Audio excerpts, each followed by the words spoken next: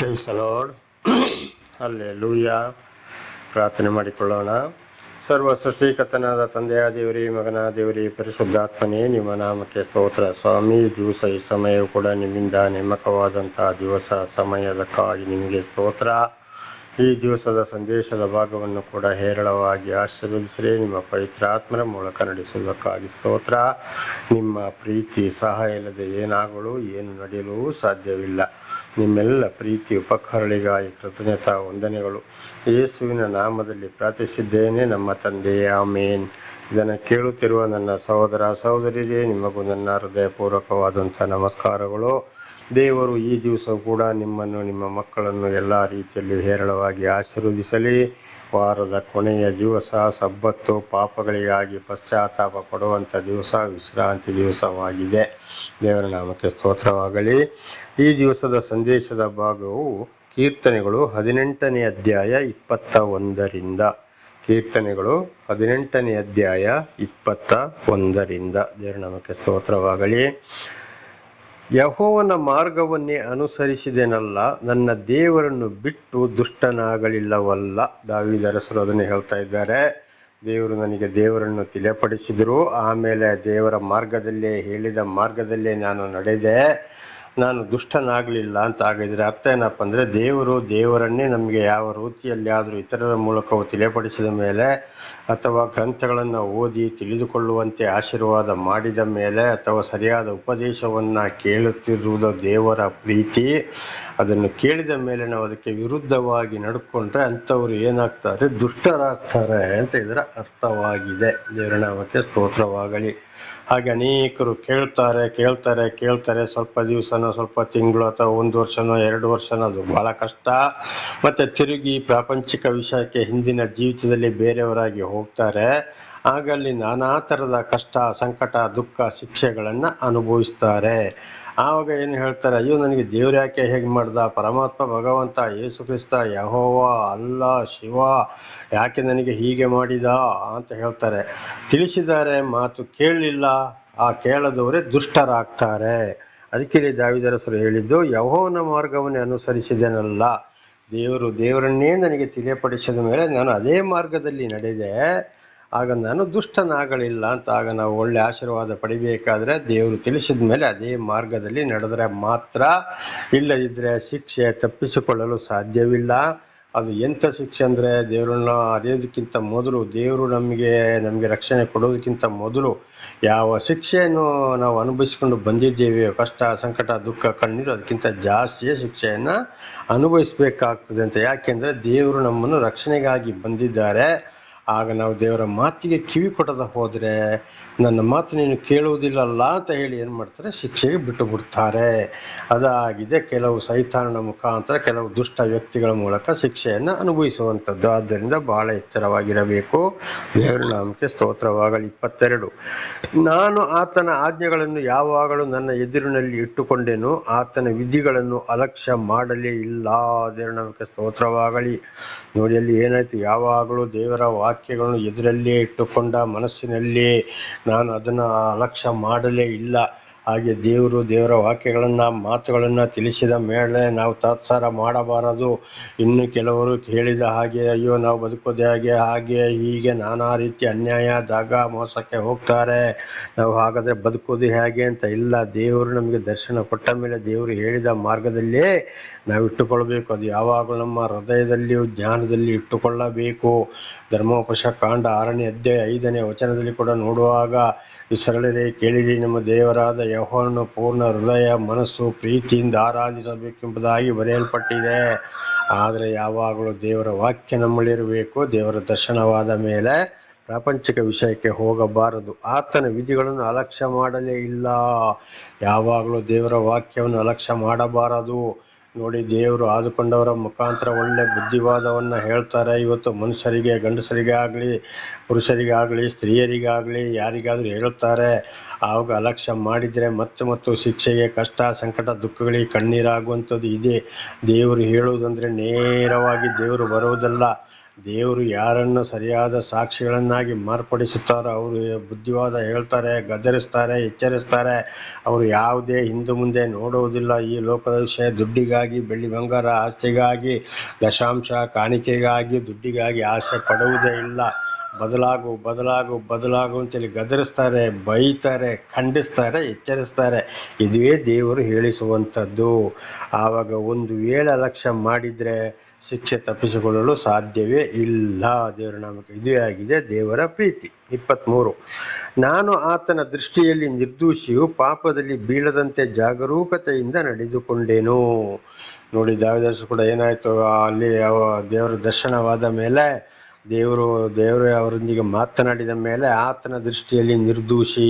ಹಾಗೆ ಇವತ್ತು ನಾವು ಕೂಡ ಏನಾಗಬೇಕು, ಹಿಂದೆ ಮಾಡಿದ ಪಾಪಗಳನ್ನು ನಾವು ರಕ್ಷಣೆಗೆ ದೇವರು ಅದನ್ನು ಬಿಡುಗಡೆ ಮಾಡಿ ನಮ್ಮನ್ನು ರಕ್ಷಿಸ್ತಾರೆ ಇದ್ದರೆ ಆಗ ನಾವು ಇನ್ನು ಮುಂದೆ ನಮ್ಮ ಜೀವಿತವನ್ನು ದೇವರ ಮಾತಿಗೆ ಅನುಸಾರವಾಗಿ ನಾವು ಒಪ್ಪಿಸಿಕೊಡಬೇಕು. ನಮ್ಮ ಆತ್ಮ, ಶರೀರ, ಪ್ರಾಣ, ಇಡೀ ಶರೀರವನ್ನು ಪಾಪದಲ್ಲಿ ಬೀಳಂತ ಜಾಗರೂಕತೆಯಿಂದ ನಡೆದುಕೊಂಡೇನು. ದಾವೀದನು ಪಾಪ ಮಾಡಿದ್ರು, ಆದರೆ ಅಲ್ಲಿವರೆಗೆ ಅವರು ಏನು ಮಾಡಿದ್ರು, ಜಾಗರೂಕತೆಯಿಂದ ನಡ್ಕೊಂಡ್ರು. ಹಾಗೆ ನಾವು ಕೂಡ ಮತ್ತೇನಾಗಬೇಕಂದ್ರೆ ಜಾಗರೂಕತೆಯಿಂದ ಎಲ್ಲಿ ಪಾಪ ಬರ್ತದೆ ಅಂತ ಹೇಳಿ ಚೆನ್ನಾಗಿ ಅರ್ಥ ಮಾಡಿಕೊಂಡು ನಾವು ಮುಂದೆ ಜೀವಿಸಬೇಕು, ಬಹಳ ಜಾಗರೂಕತೆಯಿಂದ. ಅದಕ್ಕೆ ದೇವರ ವಾಕ್ಯವು ಯಾವಾಗಲೂ ಸದಾ ನಮ್ಮ ಬಾಯಲ್ಲಿ, ಮನಸ್ಸಲ್ಲಿ, ಜ್ಞಾನದಲ್ಲಿ ನಮ್ಮಲ್ಲಿ ಇರಬೇಕು. ಅದುವೇ 10 ದಶಾಜ್ಞೆಗಳು. ಅದು ನಮ್ಮ ಪಾಪಗಳನ್ನು ತೋರಿಸಿಕೊಡುವಂಥದ್ದು. ಇಂತಿಂಥದ್ದು ಪಾಪ, ಇನ್ನು ಮುಂದೆ ಈ ಪಾಪಗಳಿಗೆ ಹೋಗಬೇಡಿ ಅಂತ ನಮಗೆ ಅದು ತೋರಿಸಿಕೊಡುವಂಥದ್ದು. ದೇವರ ನಾಮಕ್ಕೆ ಸ್ತೋತ್ರವಾಗಲಿ. 24ನೇ ವಚನ, ಆದುದರಿಂದ ನಾನು ನೀತಿವಂತನು ನಿರಪರಾಧಿಯು ಎಂದು ನೋಡಿ ಯೆಹೋವನು ತಕ್ಕ ಪ್ರತಿಫಲವನ್ನು ಕೊಟ್ಟನು. ನೋಡಿ, ದೇವರು ಏನು ಮಾಡ್ತಾರೆ, ಯಾರನ್ನು ಬೇಕೋ ಅವರನ್ನೇ ಆರಿಸಿಕೊಳ್ತಾರೆ, ಯಾರನ್ನು ತಿಳಿಸ್ಬೇಕೋ ಯಾರಿಗೆ ತಿಳಿಸ್ಬೇಕೋ ಅವರಿಗೆ ತಿಳಿಸಿಕೊಡ್ತಾರೆ. ದೇವರನ್ನು ಪರಲೋಕದ ವಿಷಯವನ್ನು ಆವಾಗ ಅವರವರ ಮನಸ್ಸು, ಹೃದಯ ದೇವರೊಂದಿಗೆ ಅಂಥವ್ರದ್ದು ಇದ್ದರೆ ಮಾತ್ರ ದೇವರು ತಕ್ಕಾದ ಪ್ರತಿಫಲವನ್ನು ಕೊಡ್ತಾರೆ. ಅಂದರೆ ಅವರನ್ನು ಎಲ್ಲ ರೀತಿಯಲ್ಲಿಯೂ ಆಶೀರ್ವಾದ ಮಾಡ್ತಲೇ ಬರ್ತಾರೆ. ಇಲ್ಲದ ಹೋದರೆ ಖಂಡಿತವಾಗಿಯೂ ದೇವರಿಂದಲೂ ಕೂಡ ನಮಗೆ ಏನೂ ಸಹಾಯ ಸಿಕ್ಕುವುದಿಲ್ಲ. ಪ್ರತಿಫಲ ಅಂದರೆ ಒಳ್ಳೆಯದಕ್ಕೆ ಒಳ್ಳೆಯದೇ, ಕೆಟ್ಟದಕ್ಕೆ ಕೆಟ್ಟದ್ದೇ. ದೇವರ ನಾಮಕ್ಕೆ ಸ್ತೋತ್ರ. 25, ನೀನು ಕೃಪೆಯಿಲ್ಲದವನಿಗೆ ಕೃಪಾವಂತನು, ದೋಷವಿಲ್ಲದವನಿಗೆ ನಿರ್ದೋಷಿಯು, ಪರಿಶುದ್ಧನಿಗೆ ಪರಿಶುದ್ಧನು. ನೀನು ಕೃಪೆಯುಳ್ಳವನಿಗೆ ಕೃಪಾವಂತನು, ದೋಷವಿಲ್ಲದವನಿಗೆ ನಿರ್ದೋಷಿಯು, ಶುದ್ಧನಿಗೆ ಶುದ್ಧನು. ನೋಡಿ, ಒಳ್ಳೆಯವರಿಗಾದರೆ ಒಳ್ಳೆಯವರೇ ಮಾತು ಕೇಳಿ ದೇವರನ್ನು ಹಿಂಬಾಲಿಸುವುದಾದರೆ, ದೇವರೊಂದಿಗೆ ಸರಿಯಾದ ಸಂಪರ್ಕ ಇಟ್ಟುಕೊಂಡ್ರೆ ಅಂಥವರಿಗೆ ಒಳ್ಳೆಯವರೇ. ಅಥವಾ ತಿರಸ್ಕಾರ ಮಾಡಿದರೆ, ಅಲಕ್ಷ್ಯ ಮಾಡಿದರೆ, ನಾನಾ ರೀತಿಯಲ್ಲಿ ಅದನ್ನು ತಿರಸ್ಕಾರ ಮಾಡಿದರೆ ಖಂಡಿತವಾಗಿ ಅಂಥವರಿಗೆ ದೇವರು ಕೆಟ್ಟವನಾಗಿ ಇರ್ತಾನೆ. ಇದು ಅನೇಕ ಕಡೆ ನಡೆದು ಹೋಗಿದೆ, ನಡೀತಲೇ ಇದೆ. ಕಣ್ಣಾರೆ ಕಾಣ್ತಲೇ ಇದ್ದೀವಿ, ಕಿವಿಯಾರೆ ಕೇಳ್ತಲೇ ಇದ್ದೀವಿ. ಆದ್ದರಿಂದ ಪ್ರೀತಿಯಲ್ಲಿ ದೇವರನ್ನು ತಿಳಿಯಪಡಿಸ್ತಾ ಇದ್ದಾರೆ. ದೇವರ ನಾಮಕ್ಕೆ ಸ್ತೋತ್ರವಾಗಲಿ. ಹಲ್ಲೆಲೂಯಾ. ಹಾಗೆ ಮೂರ್ಖನಿಗೆ ವಕ್ರನು ಆಗಿರುವಿ. ಒಬ್ಬರು ಮೂರ್ಖತನದಲ್ಲಿ ಇರ್ಬೋದು, ಅವರಿಗೆ ಮತ್ತು ಇನ್ನು ಕಠಿಣವಾದ ಮೂರ್ಖರಾಗಿರ್ತಾರೆ. ಯಾರೋ ದೇವರು. 27, ದೀನರನ್ನು ಉದ್ಧರಿಸುವವನು, ಹಮ್ಮಿನ ಕಣ್ಣುಳ್ಳವನು ತಗ್ಗಿಸಿ ಬಿಡುವವನು ನೀನಲ್ಲವೋ. ದೇವರು ನಮಗೆ ಸ್ತೋತ್ರವಾಗ್ತದೆ. ತನ್ನನ್ನು ತಾನೇ ತಗ್ಗಿಸಿಕೊಂಡು ಹಿಂದಿನ ಜೀವಿತಕ್ಕಾಗಿ ಪಶ್ಚಾತ್ತಾಪ ಪಟ್ಟು ದೇವರ ಮಾತನ್ನು ಕೇಳಿ ಯಾರು ದೇವರೊಂದಿಗೆ ಜೀವಿಸಲು ಹೊರಡ್ತಾರೋ, ಸಂಪೂರ್ಣ ಮನಸ್ಸನ್ನು ದೇವರ ಕಡೆಗೆ ಇಡ್ತಾರೋ ಅವರನ್ನು ದೇವರು ಉದ್ಧರಿಸುವವನಾಗಿದ್ದಾನೆ. ಅವರು ದೊಡ್ಡ ಸಾಕ್ಷಿಗಳಾಗಿರ್ತಾರೆ. ಅದನ್ನು ಇವತ್ತು ಕೂಡ ನಾವು ನೋಡ್ಬೋದು. ಆದರೆ ಭಾಳ ಜನ ಅನ್ಯಾಯ, ದಗ, ಮೋಸ ಮಾಡಿಕೊಂಡು ದೇವರ ಹೆಸರು ಹೇಳ್ಕೊಂಡು ಪ್ರಾರ್ಥನೆ ಮಾಡಿಕೊಂಡು ದೇವಾಲಯಕ್ಕೆ ಹೋಗ್ಕೊಂಡು ಬೈಬಲ್ ಓದಿಕೊಂಡು ಅಥವಾ ವೇದಗಳನ್ನ ಓದ್ಬೋದು, ಮಹಾಭಾರತ, ಭಗವದ್ಗೀತೆ ಓದ್ಬೋದು, ಕುರಾನ್ ಓದ್ಬೋದು. ಅನ್ಯಾಯ, ದಗ, ಮೋಸ ಮಾಡಿಕೊಂಡು ಹಣವಂತರಾಗ್ತಾರೆ, ಐಶ್ವರ್ಯವಂತರಾಗ್ತಾರೆ. ನಮಗೆ ದೇವರು ಕೊಟ್ಟ ಅಂತ ಹೇಳ್ತಾರೆ. ಖಂಡಿತವಾಗಿ ಅದು ದೇವರು ಕೊಡಲಿಲ್ಲ, ಅದು ಕೊಟ್ಟಿರೋದು ಸೈತಾನ, ದುಷ್ಟ ಶಕ್ತಿ. ಆದರೆ ಅಂಥವ್ರು ಏನಾಗಿದ್ದಾರೆ ಅಂದರೆ, ದೇವರಿಂದ ದೀನರಂದರೆ ಅಲ್ಲಿ ದೇವರು ದೀನರನ್ನು ಉದ್ಧರಿಸೋಣಂದರೆ ಅನ್ಯಾಯದಲ್ಲಿ ಅವರು ಪಾಸ್ತಿ ಮಾಡೋಕ್ಕೆ ಹೋಗೋದಿಲ್ಲ, ಯಾವುದಕ್ಕೂ ಆಸೆ ಪಡುವುದಿಲ್ಲ. ಇದ್ದುದರಲ್ಲಿ ತೃಪ್ತಿ ಪಟ್ಟುಕೊಂಡು ಖಂಡಿತವಾಗಿ ಎಚ್ಚರಿಸ್ತಾ ಹೋಗ್ತಾರೆ. ಅಂಥವರನ್ನು ದೇವರೇ ಉದ್ಧರಿಸುವವನಾಗಿದ್ದಾನೆ. ಹಮ್ಮಿನ ಕಣ್ಣುಳ್ಳವರನ್ನು ತಗ್ಗಿಸಿ ಬಿಡುವವನು ನೀನಲ್ಲವೋ. ಹಮ್ಮಿನ ಕಣ್ಣು, ಸೊಕ್ಕಿನ ಕಣ್ಣು ಅಂದರೆ ನಾನಾ ರೀತಿಯಲ್ಲಿ ಇವತ್ತು ಕಣ್ಣು ಕಾಣದೆ ಹೋದರೆ ಅವರು ಕುರುಡರು. ಒಂದ್ಸಲ ಯೇಸುಸ್ವಾಮಿ ಕೂಡ ಇದೇ ಮಾತನ್ನು ಹೇಳಿದರು. ಮನುಷ್ಯನ ಅವತಾರವೆತ್ತಿ ಬಂದಾಗ ನಿಮಗೆ ಆ ಕಣ್ಣು ಇದ್ದು ನೀವು ಪಾಪಿಷ್ಠರಾಗಿದ್ದೀರಿ, ಕಣ್ಣು ಇಲ್ಲ ಇದ್ರೆ ನಿಮಗೆ ಎಷ್ಟೋ ಒಳ್ಳೇದಿತ್ತಪ್ಪ ಅಂತೇಳಿ. ಆ ಕಣ್ಣು ಎಲ್ಲದನ್ನು ನೋಡ್ತದೆ, ನನಗೆ ಅದು ಬೇಕು ಇದು ಬೇಕು, ಅವ್ರನ್ನ ಹಾಗೆ ಮಾಡಬೇಕು ಇವ್ರನ್ನ ಹೀಗೆ ಮಾಡಬೇಕು ಅಂತೇಳಿ ಆ ಕಣ್ಣು. ಹಾಗೆ ಯಾರು ಅವರ ಕಣ್ಣನ್ನು ಕೆಟ್ಟದಕ್ಕೆ ಉಪಯೋಗಿಸಿಕೊಳ್ತಾರೋ ಅಂಥವರನ್ನು ತಗ್ಗಿಸಿ ಬಿಡುವವನು ದೇವರಾಗಿದ್ದಾನೆ. ಗರ್ವ ಅಹಂಕಾರಗಳನ್ನು ನಡೆ ನುಡಿ ಕ್ರಿಯೆ ಪ್ರತಿಯೊಂದರಲ್ಲಿಯೂ ದೇವರ ದರ್ಶನವಾದ ಮೇಲೆ ಆಗೋದಕ್ಕಿಂತ ದೇವರ ದರ್ಶನ, ದೇವರು ಯಾರನ್ನು ಕೈ ಬಿಟ್ಟಿದ್ದಾರೋ ಯಾರನ್ನು ತಿರಸ್ಕಾರ ಮಾಡಿದ್ದಾರೋ ಅವರಿಗೆ ಕೂಡ ಶಿಕ್ಷೆ ಇದ್ದೇ ಇದೆ. ಅದು ಅವರಿಗೆ ಗೊತ್ತಿಲ್ಲ. ಆದರೆ ದೇವರ ದರ್ಶನ ಯಾರಿಗೆ ಆಗಿದೆಯೋ ಅವರು ಕೂಡ ಮತ್ತೆ ವಾಕ್ಯಕ್ಕೆ ವಿರೋಧವಾಗಿ ನಡ್ಕೊಂಡ್ರೆ ಅಂತ ಗರ್ವ ಅಹಂಕಾರಿಗಳನ್ನು ಒಂದಲ್ಲ ಒಂದು ರೀತಿಯಲ್ಲಿ ಆ ಸಮಯಕ್ಕೆ ಸರಿಯಾಗಿ ಮುರಿಯುವವನು ದೇವರಾಗಿದ್ದಾನೆ. ಇದು ಕೂಡ ನಡೆದು ಹೋಗಿದೆ, ನಡೆಯುತ್ತಲೇ ಇದೆ ಇವತ್ತು. ದೇವರ ನಾಮಕ್ಕೆ ಸ್ತೋತ್ರವಾಗಲಿ. 28, ನೀನೇ ನನ್ನ ದೀಪವನ್ನು ಹೊತ್ತಿಸುವನಲ್ಲವೇ. ದೇವರ ನಾಮಕ್ಕೆ ಸ್ತೋತ್ರವಾಗಲಿ.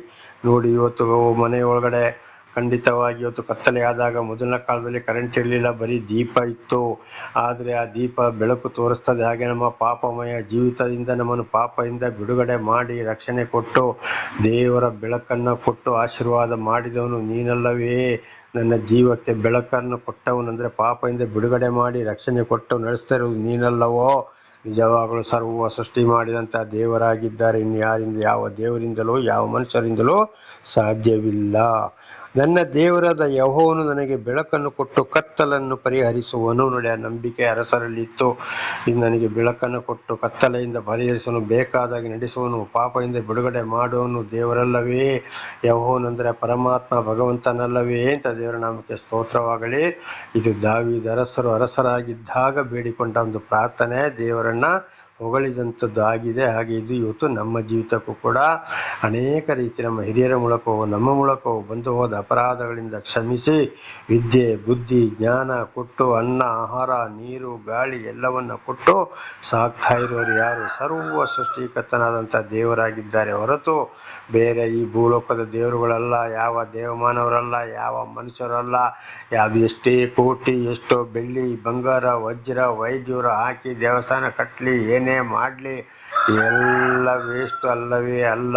ಸರ್ವ ಸೃಷ್ಟಿಕರ್ತನಾದ ದೇವರು ಮಾತ್ರ ನಮ್ಮನ್ನು ನಡೆಸೋರು, ಸಾಕಿ ಸಲಹಿದವರು ಆಗಿರುತ್ತಾರೆ. ಈ ಒಂದು ಭರವಸೆಯನ್ನ ದೇವರಲ್ಲಿ ಇಡಬೇಕು. ದೇವರ ನಾಮಕ್ಕೆ ಸ್ತೋತ್ರವಾಗಲಿ. 29, ನಿನ್ನ ಬಲದಿಂದ ದಂಡಿನ ಮೇಲೆ ಬೀಳುವೆನು. ನೋಡಿ, ಒಂದು ವೇಳೆ ವಿರೋಧಿಗಳನ್ನು ಸದೆ ಬಡಿಬೇಕು ಅಂತ ಆದರೂ ದೇವರು ಆರಿಸಿಕೊಂಡವರ ಮುಖಾಂತರ ಈಗ ಯುದ್ಧಕ್ಕೆ ರಾಜ್ಯಕ್ಕೆ ರಾಜ್ಯ ಕಮ್ಮಿ ರಾಷ್ಟ್ರಕ್ಕೆ ರಾಷ್ಟ್ರ ಯುದ್ಧಗಳೇ ನಡೀತದೆ. ಅಧ್ಯಕ್ಷರ ಮುಖಾಂತರ ಅದು ಕೂಡ ಯುದ್ಧ ನಡೀತದೆ. ಅದು ಕೂಡ ದೇವರ ಒಂದು ಆಶೀರ್ವಾದ, ದೇವರ ಬಲ ಯಾರ ಹತ್ರ ಇದೆ ಅವರೇ ಜಯ ಹೊಂದುವರು. ದಾವೀದ ಅರಸರು ಕೂಡ ಚಿಕ್ಕ ಹುಡುಗನಾಗಿದ್ದಾಗ ಕುರಿ ಕಾಯ್ತಾ ಇದ್ದಾಗ ಇದನ್ನು ಸುಮಾರು ಸಲ ತಿಳ್ಕೊಂಡಿದ್ದೇವೆ.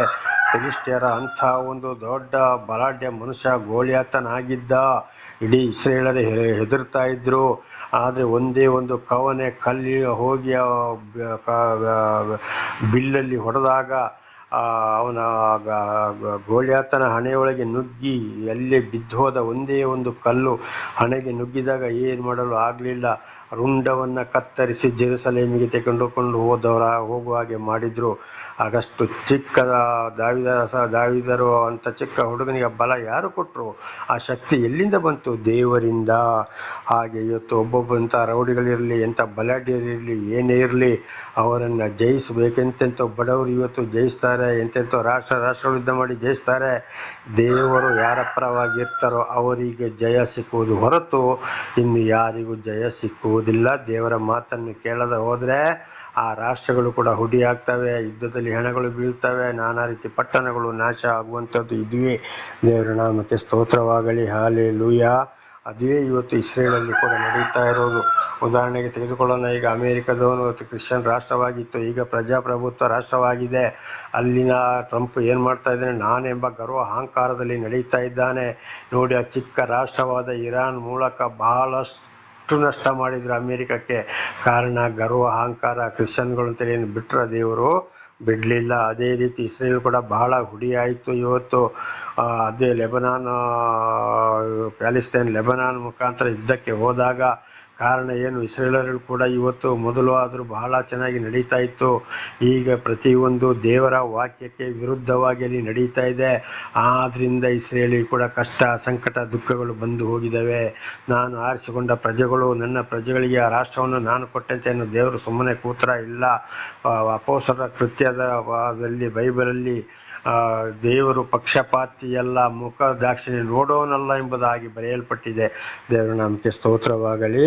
ಹಾಗೆ ಪ್ರತಿಯೊಂದು ಬರುವುದು ಒಳ್ಳೆಯದು ಕೆಟ್ಟದು ದೇವರಿಂದಲೇ, ಅಂದರೆ ಅವರವರು ಹೇಗೆ ನಡ್ಕೊಂಡ್ರು ಹಾಗೆ ನನ್ನ ದೇವರ ಸಹಾಯದಿಂದ ಪ್ರಾಕಾರವನ್ನು ಹಾರುವೆನು. ದೇವರ ನಾಮಕ್ಕೆ ಸ್ತೋತ್ರ. ಏನೇ ಆದರೂ, ಏನೇ ಮಾಡಿದ್ರು, ರಕ್ಷಣೆ ಹೊಂದಬೇಕಾದ್ರೂ, ಪ್ರತಿಯೊಂದು ರಕ್ಷಣೆ ಆಶೀರ್ವಾದ ಹೊಂದಬೇಕಾದ್ರೂ, ಶಕ್ತಿ ಬರಬೇಕಾದ್ರೂ, ಪ್ರತಿಯೊಂದು ದೇವರ ಆಶೀರ್ವಾದ ಇಲ್ಲದೆ ಯಾರಿಂದ ಏನು ಮಾಡಲು ಸಾಧ್ಯವಿಲ್ಲ. ದೇವರ ನಾಮಕ್ಕೆ ಸ್ತೋತ್ರವಾಗಲಿ. ಹಾಗೆ ಅನೇಕರು ಇವತ್ತು ಆಸ್ಪತ್ರೆ ಅಡ್ಮಿಟ್ ಆದಾಗ ಸತ್ಯ ಹೋಗ್ತಾರೆ, ತಗೊಂಡು ಹೋಗಿ ಇಷ್ಟೇ ಗಂಟೆ ಬದುಕೋದು ಅಂತ ಅಲ್ಲಿ ವೈದ್ಯರು ಹೇಳ್ತಾರೆ. ಅಂಥವ್ರು ಇವತ್ತು ಸಾಕ್ಷಿಗಳಾಗಿ, ಮದುವೆಯಾಗಿ, ಮಕ್ಕಳು ಸ್ಕೂಲಿಗೂ ಕೂಡ ಹೋಗ್ತಾ ಇದ್ದಾರೆ. ಎಂತೆಂಥೋ ಅಪಘಾತದಲ್ಲಿ ಕೂಡ ಬದುಕಿದವರು ಆಗಿದ್ದಾರೆ. ಎಂತೆಂಥೋ ಮಕ್ಕಳು ಕೂಡ ಈ ಹಾದಿ ಬೀದಿಲಿ, ಕಸದ ತೊಟ್ಟಿಯಲ್ಲಿ, ರೋಡ್ ಬದಿಯಲ್ಲಿ, ಕಾಡಿನೊಳಗೆ ಬಿದ್ದಂಥ ಮಕ್ಕಳು ಕೂಡ ಇವತ್ತು ಬದುಕಿ ಎಂತೆಂಥವ್ರು ಆಗಿದ್ದಾರೆ. ದೇವರ ನಾಮಕ್ಕೆ ಸ್ತೋತ್ರವಾಗಲಿ. ಎಂತೆಂಥೋ ಬಡ ಬಗ್ಗದವರು, ಆ ಜಾತಿ ಈ ಜಾತಿ ಕೀಳ್ ಜಾತಿ ಅಂತ ಹೇಳಿದವರು ಉನ್ನತ ಮಟ್ಟಕ್ಕೆ ಏರಿದವರಾಗಿದ್ದರೆ, ಈಗಿನ ರಾಷ್ಟ್ರಪತಿ ದ್ರೌಪದಿ ಮುರ್ಮು ನೋಡಿ, ಅವರು ಯಾವ ಜನಾಂಗದಲ್ಲಿ ಹುಟ್ಟಿದವರು, ಆದರೆ ಅವರು ಒಂದು MLA ಆಗಿ, ಮಂತ್ರಿಯಾಗಿ, ಇವತ್ತು ಒಂದು ರಾಜ್ಯಪಾಲರಾಗಿ ಕೂಡ ಇವತ್ತು ಒಂದು ರಾಷ್ಟ್ರಪತಿಯಾಗಿದ್ದಾರೆ. ದೇವರ ನಾಮಕ್ಕೆ ಸ್ತೋತ್ರವಾಗಲಿ. ನೋಡಿ ಎಂಥ ಒಂದು ಜನಾಂಗವನ್ನು ದೇವರು ಯಾವ ಮಟ್ಟಕ್ಕೆ ಏರಿಸಿದ್ರು ಅಂತೇಳಿ. ದೇವರ ನಾಮಕ್ಕೆ ಸ್ತೋತ್ರ. ಹಾಗೆ ಪ್ರತಿ ಒಂದೂವರಲ್ಲಿ ಅವರವರ ಉದಾಹರಣೆಗೆ ಇವತ್ತು ಅನೇಕ ರಾಜಕಾರಣಿಗಳು ಇರ್ತಾರೆ, ಮದ್ಯಪಾನ, ಧೂಮಪಾನ, ಅದು ಇದು, ಮೊಟ್ಟೆ, ಬಟ್ಟೆ, ಮಾಂಸ ಕೊಟ್ಟು, ಇದೆಲ್ಲ ದೇವರಿಂದ ಆಯ್ಕೆ ಆಗುವಂಥದ್ದಲ್ಲ, ಇದೆಲ್ಲ ಸೈತಾನನ ಕೈಯಿಂದ ಆಗುವಂಥದ್ದು. ದೇವರಿಂದ ಆಯ್ಕೆಯಾದವರು ಯಾವುದೇ ವಿಷಯಕ್ಕೆ ರಾಷ್ಟ್ರವನ್ನು ಕೊಳ್ಳೆ ಹೊಡೆಯಲು ಹೋಗುವುದಿಲ್ಲ. ಶಾಂತಿ ಸಮಾಧಾನದಲ್ಲಿ ಅವರ ಕಾರ್ಯವನ್ನು ಮಾಡ್ತಾ ಹೋಗ್ತಾರೆ ಕಾನೂನು ಪ್ರಕಾರ. ಅದುವೇ ದೇವರಿಂದ ಆಯ್ಕೆ. ಅದು ಕೂಡ ಹಾಗೆ ಇವತ್ತೊಂದು ಅಧಿಕಾರಿ ಆದರೂ ಕೂಡ ಲಂಚ ತೆಗೆದು ನಾನಾ ರೀತಿ ಆಸ್ತಿ ಪಾಸ್ತಿ ಎಂಥದೆಲ್ಲ ಬೇಕಾದ ಮಕ್ಕಳು ಮರಿಗೆ ಮೊಮ್ಮಕ್ಕಳಿಗೆ ಮಾಡಿ ಇಡೋರು, ಆಡಂಬರ ಜೀವನ ನಡೆಸೋರು ದೇವರಿಂದ ಅವರು ಆಯ್ಕೆಗೊಳ್ಳಲಿಲ್ಲ. ಆದರೆ ದೇವರಿಂದ ಆಯ್ಕೆಗೊಂಡರೂ ಕೂಡ ಅವರ ಕಾರ್ಯ ಸೈತಾನನ ಕಾರ್ಯವಾಗಿದೆ. ಅವರು ದೇವರ ಶಿಕ್ಷೆಗೆ ಪಾತ್ರರಾಗಿರ್ತಾರೆ ಎಂಬುದಾಗಿ ನಮಗೆ ಸ್ಪಷ್ಟವಾಗಿ ಆ ದೇವರು ತಿಳಿಸ್ತಾರೆ. ಹಾಗೆ ಉದಾಹರಣೆಗೆ ಒಳ್ಳೆ ಅಧಿಕಾರಿಗಳು ₹1 ಕೂಡ ಲಂಚ ತೆಗೆದುಕೊಳ್ಳದೆ ಸರಕಾರದ ಕಾನೂನು ಪ್ರಕಾರ ಚಾಚು ತಪ್ಪದೆ ಕೆಲಸವನ್ನು ಮಾಡ್ತಾರೆ. ಅವರು ನೋಡಿ ದೇವರಿಂದ ಆಶೀರ್ವಾದ ಹೊಂದಿದವರು. ಇದು ನಾವು ಚೆನ್ನಾಗಿ ತಿಳ್ಕೊಳ್ಬೇಕಾಗ್ತದೆ ಎಲ್ಲ ರೀತಿಯಲ್ಲಿಯೂ ಕೂಡ. ದೇವರ ನಾಮಕ್ಕೆ ಸ್ತೋತ್ರವಾಗಲಿ. ಹಲ್ಲೆಲೂಯಾ. ಹಾಗೆ 30ನೇ ವಚನ, ದೇವರ ಮಾರ್ಗವು ಯಾವ ದೋಷವೂ ಇಲ್ಲದ್ದು. ನೋಡಿ, ಇದನ್ನೇ ಹೇಳಿದ್ದು, ದೇವರ ಮಾರ್ಗ ಸುಮ್ಮನೆ ಇದು ದೇವರಿಂದ ಬಂತು ಹೇಳ್ತಾರೆ. ದೇವರಿಂದ ಬಂತು ಹೌದು, ಆದರೆ ಯಾರ ಮೇಲೆ ದೇವರಿಗೆ ಪ್ರೀತಿ, ಯಾರನ್ನು ಹೇಗೆ ನಡೆಸ್ತಾರೋ ಖಂಡಿತವಾಗಿ ಬಡ ಬಗ್ಗರ ಮೇಲೆ ಕರುಣೆ. ಇವತ್ತು ಅನೇಕರು ಬಡ್ಡಿಗೆ ದುಡ್ಡು ಕೊಟ್ಟು ಅನೇಕರನ್ನು ನಾಶ ಮಾಡ್ತಾ ಇದ್ದಾರೆ. ಅವರಿಗೆ ನ್ಯಾಯ ತೀರ್ಪು ನರಕ ಎಂಬುದು ಅಲ್ಲಿ ತೀರ್ಪು ಆಗಿದೆ ಅಂತ ನಮಗೆ ಸ್ಪಷ್ಟವಾಗಿ ದೇವರ ಮಾತು ತಿಳಿಸಲ್ಪಡ್ತದೆ. ದೇವರಿಂದ ಆಯ್ಕೆಗೊಂಡವರು ಕೂಲಿಯವರಿಗಾಗಲಿ, ಬಡ್ಡಿ ಆಗಲಿ, ಲಂಚ ಆಗಲಿ, ಯಾವುದೇ ರೀತಿ ಸರಕಾರದ ಯಾವುದೇ ವಸ್ತುವನ್ನು ಕೂಡ ಅನ್ಯಾಯವಾಗಿ ತೆಗೆದುಕೊಳ್ಳಲು ನೋಡುವುದಿಲ್ಲ. ಇದಾಗಿದೆ ದೇವರಿಂದ ಆಯ್ಕೆ ಮತ್ತು ದೇವರಿಂದ ಆಯ್ಕೆಯಾಗದವರ ವಿಷಯ. ಹಾಗೆ ದೇವರ ಮಾರ್ಗವು ಯಾವ ದೋಷವೂ ಇಲ್ಲದ್ದು. ದೇವರ ಆತ್ಮ ಯಾರಲ್ಲಿದೆ, ಯಾರಲ್ಲಿ ದೇವರ ಆಶೀರ್ವಾದ ಇದೆ ಅಂತೇಳಿ ಇದರಲ್ಲಿ ತಿಳಿದುಕೊಳ್ಳಬೇಕಾಗಿದೆ. ದೇವರ ನಾಮಕ್ಕೆ ಸ್ತೋತ್ರ. ಯೆಹೋವನ ವಚನವು ಶುದ್ಧವಾದದ್ದು. ದೇವರ ಮಾತು ಒಂದು ಚೂರು ತಪ್ಪಿ ಹೋಗುವುದಿಲ್ಲ. ಒಂದು ಚಿಕ್ಕ ಸಾಸಿವೆ ಕಾಲಷ್ಟು ಹೋಗಲಿ ಪೆನ್ನಲ್ಲಿ ನಾವು ಬರೆಯುವಾಗ ಅದರ ತುದಿಯಲ್ಲಿ, ರೀಫಿಲ್ ತುದಿಯಲ್ಲಿ ಇರುವಂಥ ಒಂದು ಪಾಯಿಂಟ್ ಅಷ್ಟು ಕೂಡ, ಸೂಜಿಯ ಮೊನೆಯಷ್ಟು ಪಾಯಿಂಟ್ ಕೂಡ ತಪ್ಪಿ ಹೋಗಲು ಸಾಧ್ಯವಿಲ್ಲ. ಅದು ನೆರವೇರುತ್ತೆ. ಇದು ಮತ್ತಾಯ 5ನೇ ಅಧ್ಯಾಯದಲ್ಲಿ ಕೂಡ ಸ್ಪಷ್ಟವಾಗಿ ಅಲ್ಲಿ ಬರೆಯಲ್ಪಟ್ಟಿದೆ. ವಚನವು ಶುದ್ಧವಾದ ವಾಕ್ಯ ಕೆಲಸ ಮಾಡಿಯೇ ಮಾಡ್ತದೆ. ಮಳೆಗಾಲದಲ್ಲಿ ಮಳೆ ಬಂದು ಭೂಮಿಗೆ ಬಂದು ಅದರ ಕೆಲಸವನ್ನು ಅದು ಮಾಡಿದಾಗ ಯಾವ ರೀತಿ ಗಿಡ ಮರಗಳನ್ನು ಹಸಿರುಗೊಳಿಸಿ ಹುಲ್ಲನ್ನು ಮೊಳೆಸಿ ರೈತನಿಗೆ ಒಳ್ಳೆಯದು ಮಾಡಿ ಅದು ಹೋಗುವಂಥದ್ದು, ಅದೇ ರೀತಿ ದೇವರ ಮಾತು ಯಾವುದು ತಪ್ಪಿ ಹೋಗಲು ಸಾಧ್ಯವಿಲ್ಲ.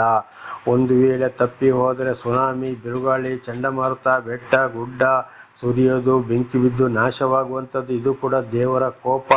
ತಪ್ಪಿ ಹೋದರೆ ಇಂಥವರಿಗೆ ಈ ರೀತಿ ಮಾಡೇ ಮಾಡುತ್ತೇನೆಂಬುದಾಗಿ ಕೂಡ ದೇವರು ಹೇಳಿದ್ದಾರೆ. ಇದು ಬೈಬಲಲ್ಲಿದೆ, ಕುರಾನಲ್ಲಿದೆ, ಮಹಾಭಾರತದಲ್ಲಿದೆ, ಭಗವದ್ಗೀತೆಯಲ್ಲಿ ಕೂಡ ಇದೆ. ಆ ಕೆಲಸ ಅದು ನಡೆದೇ ನಡೀತದೆ. ದೇವರ ನಮಗೆ ಸ್ತೋತ್ರವಾಗಲಿ. ದೇವರ ಕೋಪ ಬಂದೇ ಬರುತ್ತದೆ. ಹಾಗೆ ಯೆಹೋವನ ವಚನವು ಶುದ್ಧವಾದದ್ದು. ಆತನು ಆಶ್ರಿತರೆಲ್ಲರಿಗೆ ಗುರಾಣಿಯಾಗಿದ್ದಾನೆ. ನೋಡಿ, ದೇವರು ಯಾರ್ಯಾರನ್ನ ಸ್ವೀಕಾರ ಮಾಡಬೇಕೋ, ಯಾರ್ಯಾರನ್ನು ರಕ್ಷಣೆ ಮಾಡಬೇಕೋ ಅಂಥವನ್ನ, ಅದನ್ನೇ ಇದನ್ನು ಕೂಡ ಬಹಳ ಸಲ ಹೇಳಿದ್ದೇನೆ. 2 ರೀತಿ ಆಯ್ಕೆ ಇದೆ. ಒಂದು, ತಾಯಿಯ ಗರ್ಭದಿಂದಲೇ ದೇವರು ಆರಿಸಿಕೊಳ್ತಾರೆ. ಅಂಥವರಿಗೆ ಚಿಕ್ಕ ಮಗುವಿನಿಂದಲೇ ದೇವರು ಅವರನ್ನು ನಡೆಸ್ತಾ ಬರ್ತಾರೆ. ದೇವರ ಮಾರ್ಗದಲ್ಲೇ ನಡೆಸ್ತಾರೆ. ವಚನದ ಪ್ರಕಾರ ಅವರು ಬೆಳೀತಾ ಬರ್ತಾರೆ. ಅದರಲ್ಲಿ ಅಂಥವರಿಗೆ ಗುರಾಣಿ ಆಗಿರ್ತಾರೆ. ಆಮೇಲೆ ಪ್ರಾಪಂಚಿಕದಿಂದ ಕೆಲವರನ್ನು ಕರೀತಾರೆ. ಬಾಪ, ನನ್ನ ಸಾಕ್ಷಿಯಾಗಿ ಜೀವಿಸು, ಸಾಕು, ಇನ್ನು ಮುಂದೆ ಈ ರೀತಿ ಪಾಪ ಮಾಡಬೇಡ ಅಂತೇಳಿ ದೇವರೇ ಅವರನ್ನು ಏನು ಮಾಡ್ತಾರೆ, ಅಂಥವರ ಹಿರಿಯರ ಮೂಲಕವೂ ಅವರ ಮೂಲಕವೂ ಬಂದು ಹೋದ ಅಪರಾಧಗಳನ್ನು ಕ್ಷಮಿಸಿ ಸಾಕ್ಷಿಯನ್ನಾಗಿಯೂ ಬೋಧಕನನ್ನಾಗಿಯೂ ಖಂಡಿತ ದೇವರ ವಚನವನ್ನು ತಿಳಿಸುವ ಹಾಗೆ ಅಗ್ನಿ ಜ್ವಾಲೆಯಾಗಿ ಮಾರ್ಪಡ್ತಾರೆ. ಹಿಂದು ಮುಂದೆ ನೋಡದೆ, ಯಾರಿಗೂ ಭಯಪಡದೆ. ಇದು ಕೂಡ ದೇವರಿಂದ ಆಯ್ಕೆಯಾಗಿದ್ದು ಅಂಥವರೆಲ್ಲರಿಗೂ ಗುರಾಣಿಯಾಗಿದ್ದಾರೆ. ಅನೇಕರು ಇವತ್ತು ಅಂಥವರು ಇಂಥವರು ದೇವಮಾನವರು, ಪಾಸ್ಟರ್ಗಳು, ಫಾದರ್ಗಳು, ಗುರೂಜಿಗಳು, ರೆವರೆಂಡ್ಗಳು, ದೇವಮಾನವರು, ಆ ದೇವಮಾನ, ಈ ದೇವಮಾನ, ಆ ಗುರೂಜಿ, ಈ ಗುರೂಜಿ ಅಂತ ಹೇಳ್ಕೊಂಡು ಅನೇಕ ಲೋಕದ ಕಡೆಯಲ್ಲಿ ಬೇಡಾದ ನಾನಾ ರೀತಿಯಲ್ಲಿ ಕೆಟ್ಟ ಅಭ್ಯಾಸದಲ್ಲಿ ತೊಡಗಿರ್ತಾರೆ.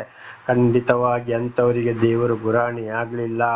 ಅಂಥವ್ರಿಗೆ ನೋಡಿ ಅರೆಸ್ಟ್ ಮಾಡ್ತಾರೆ, ಕೋರ್ಟಿಗೆ ಹಾಕ್ತಾರೆ, ಅಲ್ಲಿ ಜಾಮೀನಿಗೆ ಅರ್ಜಿ ಹಾಕ್ತಾರೆ, ಜಾಮೀನಲ್ಲಿ ಹೊರಗಡೆ ಬರ್ತಾರೆ, ನಾನಾ ರೀತಿ ವ್ಯಭಿಚಾರಗಳನ್ನು ಮಾಡ್ಕೊಂಡು ಹೋಗ್ತಾರೆ. ಸುಳ್ಳು, ದಗ, ಮೋಸ, ಕಳ್ಳಲೆಕ್ಕಗಳನ್ನ ಇದನ್ನೆಲ್ಲ ಇವತ್ತು ನಾವು ಮಾಧ್ಯಮಗಳಲ್ಲಿ ಕಾಣ್ತಾ ಇದ್ದೇವೆ. ದೇವರಿಂದ ಆಯ್ಕೆಗೊಳ್ಳಲಿಲ್ಲ ಅವರಿಗೆ ದೇವರು ಗುರಾಣಿಯಲ್ಲ. ದೇವರಂಥವ್ರನ್ನ ಕೈ ಬಿಟ್ಟಿದ್ದಾರೆ. ಅವರೊಂದು ಜೀವನಕ್ಕಾಗಿ, ನಾಮಕಾಸ್ತೆಗಾಗಿ ಮಠ, ಮಂದಿರ, ದೇವಸ್ಥಾನ ಕಟ್ಟಿಕೊಂಡು ಆ ಮಾನವ ಈ ಮಾನವ ಅಂತೇಳಿ ಪ್ರತಿಯೊಬ್ಬರಿಗೆ ಗೊತ್ತಿದ್ದು ಹೇಳ್ಬೇಕಂತ ಅವಶ್ಯಕತೆ ಇಲ್ಲ. ಇದರಲ್ಲಿ ತಿಳ್ಕೊಳ್ಬೇಕು ಯಾರಿಗೆ ದೇವರು ಗುರಾಣಿಯಾಗಿದ್ದಾನೆ ಎಂಬುದಾಗಿ. ದೇವರ ನಾಮಕ್ಕೆ ಸ್ತೋತ್ರ. 31. ಯೆಹೋವನಲ್ಲದೆ ದೇವರು ಯಾರು? ಯೆಹೋ ಅಂದರೆ ಪರಮಾತ್ಮ, ಭಗವಂತನು. ಇದು ನಾವು ತಿಳ್ಕೊಂಡಿದ್ದೇವೆ ಹಿಂದೆ. ನಮ್ಮ ವೇದಗಳಲ್ಲಿ ಯಾವ ರೀತಿ ಇದೆ, ಮಹಾಭಾರತದಲ್ಲಿ ಯಾವ ರೀತಿ ಇದೆ, ಬೈಬಲಲ್ಲಿ ಏನಿದೆ, ಕುರಾನಲ್ಲಿ ಇದೆ. ಸರ್ವ ಸೃಷ್ಟಿಕರ್ತನಾದ ದೇವರಲ್ಲದೆ ಬೇರೆ ಯಾವ ದೇವರುಗಳು ಇಲ್ಲ. ಆಗಲೇ ಇದನ್ನು ಬಹಳ ಸಲ ಹೇಳ್ಕೊಂಡಿದ್ದೇವೆ. ಎಂತೆಂಥ ದೇವಸ್ಥಾನವನ್ನೇ ಕಟ್ಟಲಿ, ಎಷ್ಟೇ ಕೋಟಿಗಳ ಮಿಲಿಯನ್ ಲೆಕ್ಕದಲ್ಲಿ ಖರ್ಚು ಮಾಡಲಿ, ಖಂಡಿತವಾಗಿ ದೇವರು ಅಲ್ಲವೇ ಅಲ್ಲ. ಸರ್ವ ಸೃಷ್ಟಿಕರ್ತನಾದ ದೇವರೊಬ್ಬನೇ ಕಾರಣ. ಸರ್ವವನ್ನು ಸೃಷ್ಟಿ ಮಾಡಿದವನು ದೇವರೇ. ಹಗಲು ರಾತ್ರಿ ಮಳೆ ಎಲ್ಲವನ್ನ ಕೊಟ್ಟು, ಸೂರ್ಯ ಚಂದ್ರ ನಕ್ಷತ್ರ ಬೆಳಕು ಕೊಟ್ಟು, ಆಕಾಶ ಇಟ್ಟು ಪ್ರತಿ ಒಂದನ್ನು ಸೃಷ್ಟಿ ಮಾಡಿದವರು ಕೊಟ್ಟವರು ದೇವರಾಗಿದ್ದಾರೆ. ಹಾಗೆ ಆ ದೇವರಲ್ಲದೆ ಬೇರೆ ಯಾವ ದೇವರುಗಳು ಇಲ್ಲ. ಆ ದೇವರು, ಈ ದೇವರು, ಆ ದೇವಸ್ಥಾನ, ಈ ದೇವಸ್ಥಾನ, ಆ ಪೂಜೆ, ಈ ಪೂಜೆ, ಆ ಮಠ, ಈ ಮಠ, ಆ ಬುದ್ಧಿ, ಈ ಬುದ್ಧಿ ಅಂತ ಹುಡ್ಕೊಂಡು ದೇವರನ್ನು ಹುಡುಕಿಕೊಂಡು ಓಡೋದು, ಎಷ್ಟೆಷ್ಟೋ ದುಡ್ಡುಗಳನ್ನು ಖರ್ಚು ಮಾಡಿಕೊಂಡು ಅಲ್ಲಿಂದ ಕಾಯಿಲೆ ಇಡ್ಸ್ಕೊಂಡು ಬರೋದು, ಅಥವಾ ಹೆಣಗಳೇ ವಾಪಸ್ಸು ಬರುವಂಥದ್ದು, ಇದೆಲ್ಲ ದೇವರು ಅಲ್ಲವೇ ಅಲ್ಲ. ಆದ್ದರಿಂದ ಆ ಶಿಕ್ಷೆ. ದೇವರೊಂದು ಮಾತನ್ನು ಹೇಳಿದ್ದಾರೆ, ನನ್ನನ್ನು ಹುಡುಕಿಕೊಂಡು ನೀವು ಎಲ್ಲಿಗೂ ಹೋಗಬೇಡಿ, ನನ್ನ ಮಾತಿಗೆ ವಿಧೇಯರಾಗಿ ಜೀವಿಸಿ. ಯಾವುದೇ ಪೂಜೆ ಪುಸ್ಕಾರ, ನಿಮ್ಮ ಪ್ರಾಣಿ ಪಕ್ಷಿ ಬಳಿ ಯಾವುದೇ ಪ್ರಸಾದ ನನಗೆ ಬೇಡ, ನಿಮ್ಮ ಯಜ್ಞ ನನಗೆ ಬೇಡ. ನನ್ನ ಮಾತನ್ನು ನೀವು ಕೇಳಿ ನಡೆಯಿರಿ, ನನ್ನ ಉಪಕಾರಗಳನ್ನು ಸ್ಮರಿಸಿ, ಇತರರಿಗೆ, ಪಾಪದಲ್ಲಿ ಇರೋರಿಗೆ ನನ್ನ ವಿಷಯವನ್ನು ಸಾರಿ, ಬಡ ಬಗ್ಗರಿಗೆ, ನಿರ್ಗತಿಗರಿಗೆ, ಅನಾಥರಿಗೆ ದಾನ ಧರ್ಮ ಮಾಡಿ, ಅದಕ್ಕೆ ನಾನು ನಿಮಗೆ ಕೊಟ್ಟಿರೋದು ಅಂತ ಸರ್ವ ಸೃಷ್ಟಿಕರ್ತನಾದ ಭಗವಂತ ಪರಮಾತ್ಮನು ಹೇಳಿದಂಥ ಮಾತು ಇದುವೇ. ಆದ್ದರಿಂದ ದೇವರು, ಸರ್ವ ಸೃಷ್ಟಿಕರ್ತನಾದ ದೇವರು ಒಬ್ಬರೇ ಅಲ್ಲದೆ ಇನ್ನು ಏನು ಮಾಡಲು ಸಾಧ್ಯವಿಲ್ಲ. ಆಗ ಯಾಕೆ ಕಷ್ಟ, ಸಂಕಟ, ದುಃಖಗಳು ಬರ್ತವೆ? ಪೂಜೆಗಳ ಹತ್ರ ಹೋಗೋದು, ಮಾಯಮಂತ್ರಕ್ಕೆ ಹೋಗೋದು, ಜ್ಯೋತಿಷ ಹೋಗೋದು, ತಾಚಿತಗಳು ಮಾಡಿಸ್ಕೊಳ್ಳೋದು, ಇದೆಲ್ಲ ಮತ್ತು ದರಿದ್ರ ಜಾಸ್ತಿ ಹೊರತು ಒಳ್ಳೆಯದಾಗಲು ಸಾಧ್ಯ ಇಲ್ಲ. ಇದರಿಂದ ಯಾರು ಒಳ್ಳೆಯದಾಗಲಿಲ್ಲ. ಜ್ಯೋತಿಷ, ಮಾಯ, ಮಂತ್ರ ಸ್ವಲ್ಪ ದಿವಸ ಅದಕ್ಕೊಂದು ಸಮಯ ಇರ್ತದೆ. ಇದೆಲ್ಲ ದುಷ್ಟಶಕ್ತಿ, ಸೈತಾನನ ಕಾರ್ಯಗಳು. ಆಮೇಲೆ ತಿರುಗಿ ಮೊದಲಿದ್ದಕ್ಕಿಂತ 2ರಷ್ಟು ಕಷ್ಟಗಳು ಬರ್ತವೆ. ಆಗೇನು ಹೇಳ್ತಾರೆ, ಅಯ್ಯೋ ನಾನು ಅಲ್ಲಿಗೋದೆ, ಇಲ್ಲಿಗೋದೆ, ಹಾಗೆ ಮಾಡಿಸಿದೆ, ಹೀಗೆ ಮಾಡಿಸಿದೆ, ಏನು ಉಪಕಾರ ಆಗಲಿಲ್ಲಲ್ಲಪ್ಪ ಅಂತ. ಇದರ ಬಗ್ಗೆ ಬಹಳ ಸಾಕ್ಷಿ ಕೊಟ್ಟಿದ್ದೇನೆ. ದೇವರಿಗೆ ವಿರುದ್ಧವಾಗಿ ಮಾಡಿದಂಥ ಪಾಪವನ್ನು ಪ್ರತಿಯೊಬ್ಬರು ಅನುಭವಿಸಲೇಬೇಕು. ಯಾವ ಮಾಯ ಮಂತ್ರ, ಜ್ಯೋತಿಷ, ದೇವಸ್ಥಾನ, ಬ್ರಾಹ್ಮಣರು ಯಾವುದೇ ವಿಗ್ರಹಗಳಿಗೆ ಹೋಗಿ ನೀವು ಎಷ್ಟೇ ಕೋಟಿ ಖರ್ಚು ಮಾಡರೂ ಪಾಪದಿಂದ ಬಿಡುಗಡೆಯಾಗಲು ಸಾಧ್ಯವಿಲ್ಲ.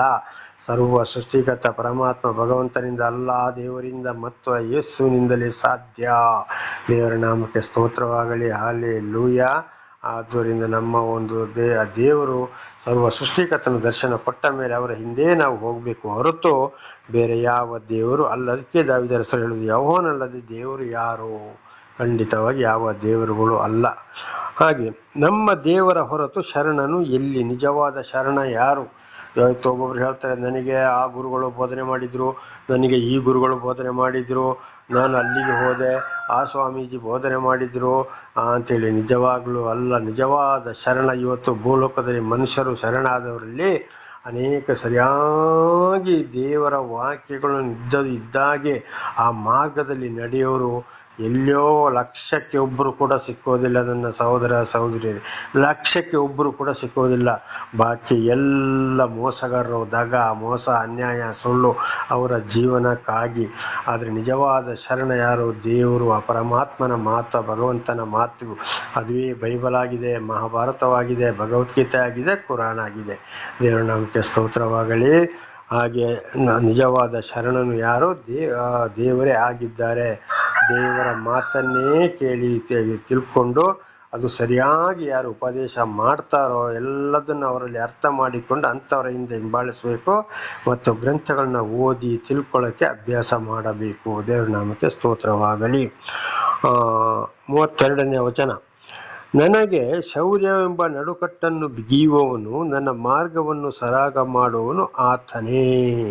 ನಮಗೆ ಶೌರ್ಯ ಅಂದರೆ ನೋಡಿ, ನಮಗೆ ಒಂದು ಶಕ್ತಿ ಸಾಮರ್ಥ್ಯಗಳನ್ನು ಕೊಡುವವನು, ಆರೋಗ್ಯವನ್ನು ಕೊಡುವವನು, ಬಲಶಾಲಿಯನ್ನು ಮಾಡುವವನು ದೇವರೇ ಆಗಿದ್ದಾರೆ. ಸರ್ವ ಸೃಷ್ಟಿಕರ್ತನಾದ ದೇವರು. ನನ್ನ ಮಾರ್ಗವನ್ನು ಸರಾಗ ಮಾಡುವವನು ಆತನೇ. ನಾವು ಎಲ್ಲಿಗೆ ಹೋಗಬೇಕು, ಬರಬೇಕು, ಯಾವ ಸಮಯಕ್ಕೆ ಹೋಗಬೇಕು, ಪ್ರತಿ ಒಂದು ವಿಶೇಷವಾದ ಜ್ಞಾನವನ್ನು ಕೊಟ್ಟು ಕೂಡ ನಡೆಸೋರು ಯಾರು? ದೇವರು. ದೇವರ ದರ್ಶನವಾದ ಮೇಲೆ, ದೇವರನ್ನು ಇತರರ ಮೂಲಕ ತಿಳಿಯಪಡಿಸಿದ ಮೇಲೆ ಸರಿಯಾಗಿ ಆ ಮಾರ್ಗದಲ್ಲಿ ನಡೆದಾಗ ಅಂಥವರನ್ನು ದೇವರೇ ವಿಶೇಷವಾದ ಜ್ಞಾನವನ್ನು ಕೊಟ್ಟು ಒಂದೊಂದು ಕಷ್ಟ, ಸಂಕಟ, ದುಃಖಗಳು, ಅಪಾಯಗಳು ಬರೋದರಿಂದ ತಪ್ಪಿಸಿ ನಾವು ನಡೆಯುವಂಥ ಜೀವನದ ಮಾರ್ಗವನ್ನು ದೇವರೇ ತೋರಿಸಿಕೊಡುವವರಾಗಿದ್ದಾರೆ. ಇದು ಇವತ್ತು ಕೂಡ ನನ್ನ ಜೀವಿತದಲ್ಲಿ ನೆರವೇರುತ್ತಲೇ ಇದೆ. ನಮಗೆ ಸ್ತೋತ್ರ. ಎಲ್ಲಾರು ಒಂದು ಸ್ವಲ್ಪ ಅಪಾಯ ಇರುವುದಾದರೆ, ಬರುವುದಾದರೆ ಸ್ವಲ್ಪ ದಿವಸ ಮೊದಲೇ ನನಗೊಂದು ಸಿಗ್ನಲ್ ಬರ್ತದೆ. ಆಗ ಬಹಳ ಎಚ್ಚರ ದೇವರಲ್ಲಿ ಪ್ರಾರ್ಥಿಸ್ತೇನೆ. ದೇವರೇ, ಇಂಥ ಒಂದು ವಿಷಯ ಬರ್ತಾ ಇದೆಯಪ್ಪ, ಅದು ನನಗೆ ಶಾಂತಿ ಸಮಾಧಾನವನ್ನು ಕೊಡಪ್ಪ, ನಿನ್ನ ಪ್ರೀತಿಯಲ್ಲಿ ನಡೆಸು, ನಿನ್ನ ಕಾವಲು ದೂತರ ಮೂಲಕ ರಕ್ಷಣೆ ಕೊಡು, ಪವಿತ್ರಾತ್ಮರ ಮೂಲಕ ನಡೆಸಪ್ಪ ಅಂತ ದೇವರಿಗೆ ಮೊರೆ ಇಡ್ತೇನೆ. ಒಳ್ಳೇದಾದರೂ ಕೂಡ ಅದೊಂದು ಸಿಗ್ನಲ್ ಬರ್ತದೆ. ದೇವರಿಗೆ ಸ್ತೋತ್ರವನ್ನು ಸಲ್ಲಿಸ್ತೇನೆ. ದೇವರ ನಾಮಕ್ಕೆ ಸ್ತೋತ್ರವಾಗಲಿ. ಇದು ಇವತ್ತು ನಮ್ಮ ಜೀವಿತದಲ್ಲಿ ಬಹಳ ಮುಖ್ಯವಾದಂಥ ವಿಷಯಗಳಾಗಿವೆ. ಹಾಗೆ ನನಗೆ ಶೌರ್ಯವೆಂಬ ನಡುಕಟ್ಟನ್ನು ಬಿಗಿಯುವವನು, ನನ್ನ ಮಾರ್ಗವನ್ನು ಸರಾಗ ಮಾಡುವವನು ಆತನೇ. ದೇವರ ನಾಮಕ್ಕೆ ಸ್ತೋತ್ರ. 33ನೇ ವಚನ. ನನ್ನ ಕಾಲನ್ನು ಜಿಂಕೆ ಕಾಲಿನಂತೆ ಚುರುಕು ಮಾಡುತ್ತಾನೆ. ನೋಡಿ, ದೇವರು ಯಾರನ್ನು ಆರಿಸ್ಕೊಳ್ತಾರೋ, ಎಲ್ಲಿಗೆ ಹೋಗಬೇಕೋ ಬರಬೇಕೋ ಅವರಿಗೆ ಅವರು ನಿಂತಲ್ಲಿ ನಿಲ್ಲುವುದಿಲ್ಲ. ಅವರು ಖಂಡಿತವಾಗಿ ಒಂದು ಕಡೆ ಹೋಗಿ ದೇವರ ವಿಷಯವನ್ನು ಸಾರಿ ಮತ್ತೊಂದು ಕಡೆಗೆ ಹೋಗ್ತಾರೆ. ಸಮಯಕ್ಕೆ ಸರಿಯಾಗಿ ತಲುಪ್ತಾರೆ, ಸಮಯಕ್ಕೆ ಸರಿಯಾಗಿ ಕೆಲಸವನ್ನು ಮಾಡ್ತಾರೆ, ಸಮಯಕ್ಕೆ ಸರಿಯಾಗಿಂದಲೇ ಹೊರಡ್ತಾರೆ. ಅವರು ವಾಸವಿದ್ದ ಸ್ಥಳಕ್ಕೆ ಓಡ್ತಾ ಇರ್ತಾರೆ, ಬರ್ತಾ ಇರ್ತಾರೆ, ನಿಂತಲ್ಲಿ ನಿಲ್ಲುವುದೇ ಇಲ್ಲ. ಜಿಂಕೆ ಕಾಡೊಳಗಿನಲ್ಲಿ ಕೂಡ ಕಾಲು ಕುಣಿತಲೇ ಇರ್ತದೆ, ಓಟದಲ್ಲಿ ಬಹಳ ಸ್ಪೀಡು. ಅದೇ ರೀತಿ ದೇವರಿಂದ ಆದುಕೊಂಡವರು ಕೂಡ ಕೆಲವರು ಏನು ಮಾಡ್ತಾರೆ, ಇಷ್ಟು ಗಂಟೆಗೆ ಪ್ರಾರ್ಥನೆ, 10 ಗಂಟೆಗೆ ಇವತ್ತು ಆರಾಧನೆ ಅಂತ ಹೇಳಿದ್ರೆ 12 ಗಂಟೆಗೂ ಬರ್ತಾರೆ, 12 ಗಂಟೆಗೆ ಹೋದರೆ 4 ಗಂಟೆಗೂ ಬರ್ತಾರೆ, 5 ಗಂಟೆಗೂ ಬರ್ತಾರೆ. ಬಂದು ಏನೇನೋ ಹೇಳಿಬಿಟ್ಟು ದಶಾಂಶ ಕಾಣಿಕೆ ದುಡ್ಡನ್ನು ತಗೊಂಡು ಅವರು ಹೋಗ್ತಾ ಇರ್ತಾರೆ. ಆದರೆ ಈಗ ನಾಳೆ ಮತ್ತೆ ಅಂತ ಹೇಳ್ಕೊಂಡು ಈ ರೀತಿಯಲ್ಲಿ ಕೂಡ ಸಮಯವನ್ನು ಮುಂದೂಡೋರು ಕೂಡ ಆಗಿದ್ದಾರೆ. ಆದರೆ ದೇವರು ಆದುಕೊಂಡವರು ಸಮಯಕ್ಕೆ ಸರಿಯಾಗಿ ಶಿಸ್ತಿನ ಜೀವಿತವನ್ನು ಹೇಳಿದ ಸಮಯಕ್ಕೆ ಸರಿಯಾಗಿ ಹೋಗ್ತಾನೆ ಇರ್ತಾರೆ. ತಡವಾದರೆ ಅಲ್ಲಿಂದ ಹೊರಟು ಹೋಗೋರು ಕೂಡ ಆಗಿದ್ದಾರೆ. ಚುರುಕು ಮಾಡುತ್ತಾನೆ. ಅವರ ಕಾಲು ಯಾವಾಗಲೂ ಚುರುಕಾಗಿರುತ್ತದೆ ಒಂದು ದೇವರು ನಡೆಸುವ ಕಡೆ ಹೋಗಲಿಕ್ಕೆ. ನನ್ನನ್ನು ಉನ್ನತ ಪ್ರದೇಶಗಳಲ್ಲಿ ನಿಲ್ಲಿಸುತ್ತಾನೆ. ನೋಡಿ, ಉನ್ನತ ಅವರಿಗೆ ಏನೇನು ಬೇಕೋ, ಯಾವುದೇ ಕಷ್ಟ ಸಂಕಟ ದುಃಖ ಬಂದರೂ ಕೂಡ ಅವರು ಎಲ್ಲಿ ನಿಲ್ಲಿಸಬೇಕು, ಅವರಿಗೆ ಏನು ಕೊಡಬೇಕು, ಎಲ್ಲಿ ತಂಗಿಸಬೇಕೋ ಅಲ್ಲಿ ದೇವರಂಥವರನ್ನು ತಂಗಿಸುತ್ತಾರೆ. ಉದಾಹರಣೆಗೆ ಕುರುಬನು ಕುರಿಗಳನ್ನು ಮೇಯಿಸುವಾಗ ಹಗಲಿಡೀ ಎಲ್ಲಿದೆ, ಎಲ್ಲಿ ಹುಲ್ಲಿದೆಯೋ ಅಲ್ಲಿಗೆ ಹೊಡ್ಕೊಂಡು ಹೋಗ್ತಾನೆ, ಎಲ್ಲಿ ನೀರಿದೆಯೋ ನೀರುಗಳ ಬಳಿಗೆ ಹೋಗ್ತಾನೆ ನೀರು ಕುಡಿಲಿ ಅಂತೇಳಿ. ಒಳ್ಳೆ ಬಿಸಿಲಾದರೆ ಒಂದು ಮರದ ಕೆಳಗೆ ನೆರಳಿನಲ್ಲಿ ನಿಲ್ಲಿಸ್ತಾನೆ. ರಾತ್ರಿ ಆದರೆ ಏನು ಮಾಡ್ತಾರೆ, ಅಲ್ಲಿ ಕೂಡ ಸರಿಯಾದ ಒಂದು ರಕ್ಷಣೆ ಇರುವ ಜಾಗದಲ್ಲಿ ಮರದ ಕೆಳಗೆ ನಿಲ್ಲಿಸಿರುತ್ತಾನೆ ಬೆಳಗಾಗುವವರೆಗೆ. ಹಾಗೆ ಕುರುಬನಿಗೆ ಕುರಿಗಳ ಮೇಲೆ ಎಷ್ಟು ಒಂದು ನಿಗಾ ಇದೆಯೋ ಅದಕ್ಕಿಂತ ಜಾಸ್ತಿ ಆದ ರೀತಿ ದೇವರು ಆದುಕೊಂಡವರಿಗೆ ವಾಸಕ್ಕೆ ಸ್ಥಳ ಬೇಕಾಗಿದ್ದು ಎಲ್ಲವನ್ನು ಕೊಟ್ಟು ದೇವರು ನಡೆಸುವವರಾಗಿದ್ದಾರೆ. ಅದಕ್ಕೆ ನನ್ನನ್ನು ಉನ್ನತ ಪ್ರದೇಶದಲ್ಲಿ ನಿಲ್ಲಿಸುತ್ತಾನೆ. ಅಂಥವರಿಗೆ ಎಲ್ಲೇ ಹೋದರೂ ಏನೇ ಆದರೂ ಏನು ತೊಂದರೆ ಆದರೂ ದೇವರು ಮೊದಲೇ ಎಲ್ಲವನ್ನು ನಿಗದಿಪಡಿಸ್ತಾರೆ. ಕಾವಲು ದೂತ, ಒಬ್ಬೊಬ್ಬರಿಗೆ ಒಂದೊಂದು ದೂತರಿದೆ ಎಂಬುದಾಗಿ ನಮಗೆ ಬೈಬಲ್ ತಿಳಿಸ್ತದೆ. ಕಾವಲು ದೂತರ ಮೂಲಕ ನಮಗೆ ರಕ್ಷಣೆ ಕೊಡ್ತಾರೆ, ಪವಿತ್ರಾತ್ಮರ ಮೂಲಕ ನಮ್ಮನ್ನು ನಡೆಸುತ್ತಾರೆ. ಅದಕ್ಕೆ ಕೀರ್ತನೆಗಳಲ್ಲಿ 91ನೇ ಕೀರ್ತನೆ ರಕ್ಷಣೆಯ ವಾಗ್ದಾನ. ಅದರಲ್ಲಿ ನಿನ್ನ ಕಾಲು ಕಲ್ಲಿಗೆ ತಗಲದಂತೆ ತನ್ನ ದೂತರಿಗೆ ಅಪ್ಪಣೆ ಕೊಟ್ಟಿಹನು ಎಂಬುದಾಗಿ ದಾವೀದರಸರು ಹೇಳುತ್ತಾರೆ. ಕೀರ್ತನೆ 51ರಲ್ಲಿ ನೋಡುವಾಗ 10,000 ಹೆಣಗಳು ನಿನ್ನ ಬಲಗಡೆ ಬಿದ್ದರು ಅಂತ ಕೇಡೊಂದು ನಿನಗೆ ತಪ್ಪದು ಎಂಬುದಾಗಿ ಕೂಡ ಬರೆಯಲ್ಪಟ್ಟಿದೆ. ಇದೆಲ್ಲ ದೇವರು ಆರಿಸಿಕೊಂಡವರಲ್ಲಿ ನಡೆದು ಹೋಗಿದೆ, ನಡೆಯುತ್ತಲೇ ಇದೆ. ದೇವರ ನಾಮಕ್ಕೆ ಸ್ತೋತ್ರವಾಗಲಿ. ಹಲ್ಲೆಲೂಯಾ. 14ನೇ ವಚನ. ಆತನೇ ನನಗೆ ಯುದ್ಧ ವಿದ್ಯೆಯನ್ನು ಕಲಿಸಿದ್ದರಿಂದ ನಾನು ತಾಮ್ರದ ಬಿಲ್ಲನ್ನಾದರೂ ಉಪಯೋಗಿಸಬಲ್ಲೆನು. ನೋಡಿ, ಪ್ರತಿಯೊಬ್ಬರಿಗೆ ಯುದ್ಧ ಮಾಡಲಿಕ್ಕೆ ಒಂದು ತರಬೇತಿ ಇವತ್ತು. ಉದಾಹರಣೆಗೆ ನಮ್ಮ ಭಾರತ ದೇಶದ ಸುತ್ತಲೂ ಇವತ್ತು ಮಿಲಿಟರಿಯವರು ಸೈನಿಕರು ಇದ್ದಾರೆ. ಇವತ್ತು 3 ಥರದ ಸೈನಿಕರಿದ್ದಾರೆ. ಭೂದಳದವರು, ನೌಕಾದಳ, ಆಮೇಲೆ ವಾಯುದಳ ಅಂತಂದರೆ ಲ್ಯಾಂಡ್ ಆರ್ಮಿ, ಆಮೇಲೆ ನೇವಿ, ಏರ್ಫೋರ್ಸ್ ಅಂತ ಹೇಳುವಂಥದ್ದು. ಇದರೆಲ್ಲ ತರಬೇತಿ ಕೂಡ ಯಾರಿಂದ ಬಂತು? ಎಷ್ಟೋ ಸಾವಿರ ಕೋಟಿ ವರ್ಷಗಳ ಹಿಂದೆ ದೇವರಿಂದಲೇ ಬಂತು. ಆಗ ಅವರಿಗೆ ಆ ತರಬೇತಿ ಕೊಡುವಂಥದ್ದು ಕೂಡ ಯಾರಾಗಿದ್ದಾರೆ? ಮೊದಲು ಬಂದಿದ್ದು ದೇವರಿಂದ. ಹಾಗೆ ಅದು ಇವತ್ತು ಮನುಷ್ಯರ ಮೂಲಕ ಕೂಡ ಬರ್ತಲೇ ಇದೆ ತರಬೇತಿ. ಇವತ್ತೊಂದು ವೈದ್ಯರೊಬ್ಬರನ್ನು ಆಪರೇಷನ್ ಮಾಡ್ತಾರೆ, ಬದುಕಿಸ್ತಾರೆ. ಆ ವೈದ್ಯರು ಕೂಡ ವೈದ್ಯರ ಜ್ಞಾನ ಎಲ್ಲಿಂದ ಬಂತು? ಮೊತ್ತ ಮೊದಲು ದೇವರಿಂದ. ದೇವರು ಭೂಲೋಕದಲ್ಲಿ ಆದಾಮನನ್ನು ಮೊಟ್ಟ ಮೊದಲು ಮನುಷ್ಯನನ್ನು ಉಂಟು ಮಾಡಿ ಅವನ ಶರೀರವನ್ನು ಆಪರೇಷನ್ ಮಾಡಿ ಒಂದು ಎಲುಬನ್ನು ತೆಗೆದು ಅವನಿಗೆ ಒಂದು ಹೆಂಡತಿಯನ್ನು ಮಾಡಿಕೊಟ್ರು. ಅದೇ ಜನಸಂಖ್ಯೆ ಇವತ್ತು ನಾವು ಭೂಲೋಕದಲ್ಲಿ ಇರುವಂಥದ್ದು. ಆಗ ಮೊಟ್ಟ ಮೊದಲು ವೈದ್ಯ, ಮೊಟ್ಟ ಮೊದಲು ಆಪರೇಷನ್ ಮಾಡಿದ್ಯಾರು? ದೇವರು. ಬರ್ತಾ ಬರ್ತಾ ದೇವರೇ ವಿಜ್ಞಾನಿಗಳನ್ನು ಆರಿಸಿಕೊಂಡು ವಿಜ್ಞಾನಿಗಳ ಮುಖಾಂತರ ಮನುಷ್ಯರಿಗೆ ಕಳಿಸಿಕೊಟ್ಟಿದ್ದು. ಹಾಗೆ ಇವತ್ತು ಪ್ರತಿಯೊಂದು ತರಬೇತಿ, ಒಳ್ಳೆ ತರಬೇತಿ ಕೂಡ ಬರುವಂಥದ್ದು ಕಷ್ಟ, ಸಂಕಟ, ದುಃಖದಲ್ಲಿ ನಾವು ಜಯಿಸಿಕೊಳ್ಳಲು. ಹಾಗೆ ಯುದ್ಧದ ಸಮಯದಲ್ಲಿ ಕೂಡ ಯುದ್ಧಕ್ಕಾಗಿ ಕೂಡ ತರಬೇತಿ ಪ್ರತಿ ಒಂದನ್ನು ಇವತ್ತು ಮನುಷ್ಯರಿಗೂ ವಿಜ್ಞಾನಿಗಳ ಮೂಲಕ ಕಳಿಸಿಕೊಟ್ಟಿದ್ಯಾರು? ದೇವರು. ಮೊಟ್ಟ ಮೊದಲು ವಿಜ್ಞಾನಿಗಳಿಗೆ, ವಿಜ್ಞಾನಿಗಳ ಮುಖಾಂತರ ಬೇರೆಯವರಿಗೆ. ದೇವರಿಲ್ಲದೆ ಯಾವ ಕಾರ್ಯವೂ ಕೂಡ ನಡೆಯೋದಿಲ್ಲ. ಹೊಸ ಒಡಂಬಡಿಕೆಯಲ್ಲಿ ಯೋಹಾನ 15ನೇ ಅಧ್ಯಾಯ 5ನೇ ವಚನ ಕೊನೆಯಲ್ಲಿ ನನ್ನನ್ನು ಬಿಟ್ಟು ನೀವು ಏನೂ ಮಾಡಲಾರಿರಿ ಎಂಬುದಾಗಿ ಹೇಳಿದ್ದಾರೆ. ಪ್ರತಿ ಒಂದು ದೇವರಿಂದಲೇ. ಇದನ್ನು ಬಹಳ ಚೆನ್ನಾಗಿ ನಾವು ಅರ್ಥ ಮಾಡಿಕೊಳ್ಳಬೇಕು. ಅದನ್ನು ನನ್ನ ಮೂಲಕ ದೇವರು ನಿಮಗೆ ತಿಳಿಯಪಡಿಸ್ತಾ ಇದ್ದಾರೆ. ನನಗೆ ದೇವರು ಆರಿಸಿಕೊಂಡ ಇತರರ ಮೂಲಕ ತಿಳಿಯಪಡಿಸಿದ್ರು, ಈಗ ನನ್ನ ಮೂಲಕ ನಿಮಗೆ ತಿಳಿಯಪಡಿಸ್ತಾ ಇದ್ದಾರೆ. ಆದ್ದರಿಂದ ದೇವರ ಮಾತಿಗೆ ವಿಧೇಯರಾಗಿ ಜೀವಿಸಿ ಆಶೀರ್ವಾದವನ್ನು ಹೊಂದಿಕೊಳ್ಳೋಣ. ಪ್ರಾರ್ಥನೆ ಮಾಡೋಣ. ಸರ್ವ ಸೃಷ್ಟಿಕರ್ತನ ತಂದೆಯ ದೇವರೇ, ಮಗನ ದೇವರೇ, ಪರಿಶುದ್ಧಾತ್ಮನೇ, ನಿಮ್ಮ ನಾಮಕ್ಕೆ ಸ್ತೋತ್ರ ಸ್ವಾಮಿ. ಈ ಒಂದು ಸಂದೇಶವನ್ನು ನನ್ನ ಸಹೋದರ ಸಹೋದರಿಗೆ ನೀವು ತಿಳಿಸಲು ಆಶೀರ್ವಾದ ಮಾಡಿದಕ್ಕಾಗಿ ಸ್ತೋತ್ರ.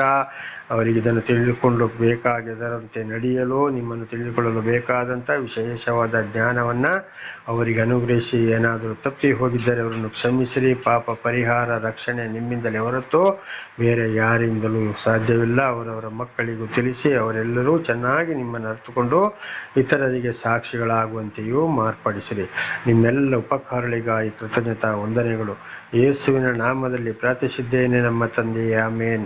ಇದನ್ನು ಕೇಳುತ್ತಿರುವ ನನ್ನ ಸಹೋದರ ಸಹೋದರಿಯರೇ, ನಿಮಗೂ ನನ್ನ ಹೃದಯಪೂರ್ವಕವಾದ ಧನ್ಯವಾದಗಳು. ದೇವರು ನಿಮಗೂ ವಿಶೇಷವಾದ ಶಾಂತಿ, ಸಮಾಧಾನ, ಆರೋಗ್ಯ, ಜ್ಞಾನವನ್ನು ಕೊಟ್ಟು ನಿಮ್ಮನ್ನು, ನಿಮ್ಮ ಮಕ್ಕಳನ್ನು, ನಿಮ್ಮ ಹೊಲ ನೆಲ ಎಲ್ಲ ಕೆಲಸ ಕಾರ್ಯಗಳಲ್ಲಿ ಕೂಡ ಪ್ರಾಣಿ ಪಕ್ಷಿಗಳನ್ನು ಕೂಡ ದೇವರು ಹೇರಳವಾಗಿ ಆಶೀರ್ವದಿಸಲಿ. ಆಮೇನ್.